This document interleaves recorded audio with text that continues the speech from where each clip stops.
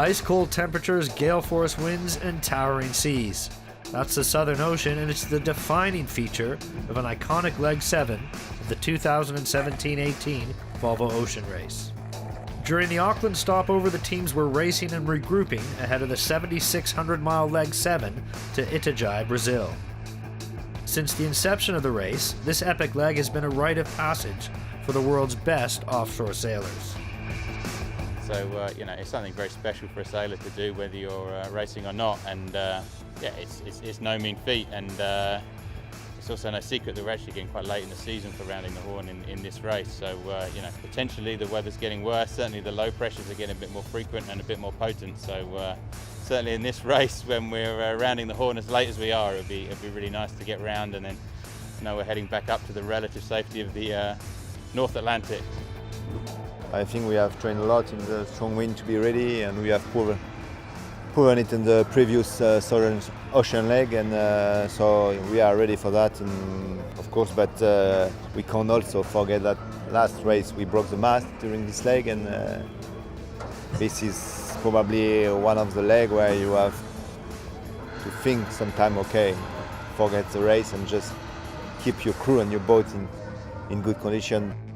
On Sunday afternoon, the 7 teams docked out in front of thousands of enthusiastic spectators, just some of the more than 504,000 to visit the race village over the duration of the stopover. The people of Auckland, the city of sails, they know this race well and love its sailors, and it's never easy to bid farewell to friends and families.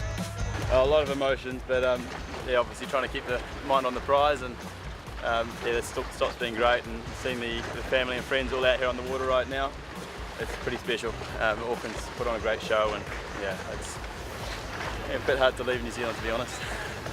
The opening import section of the leg start provided close and exciting action as the teams jostled for the lead, while hundreds of spectator boats watched from the racecourse boundary.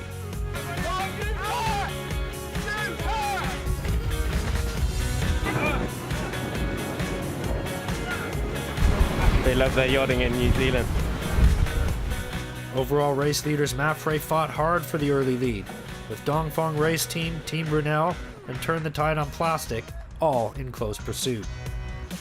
Mapfre led the fleet out of the Hauraki Gulf on a long upwind slog into a strong easterly wind, out past the Coromandel Peninsula and East Cape, where they then made the turn south, making a beeline for the strong winds that await in the roaring 40s and furious 50s.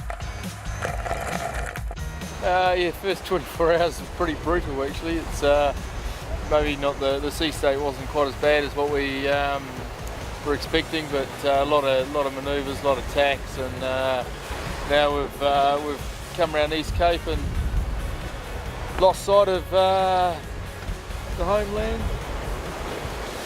It's gone. The next landfall sees Cape Horn after a lot of underwater sailing. And it was a quick transition south. By Wednesday, the navigators were starting the turn to the east, now south of 50 degrees latitude and into the furious 50s, with Vestas 11th Hour Racing leading the way. The Southern Ocean will test these sailors as never before. Rookies and veterans alike will be pushed to the limit, with a weekend forecast for gale force winds and towering seas. A new generation of legends is in the making.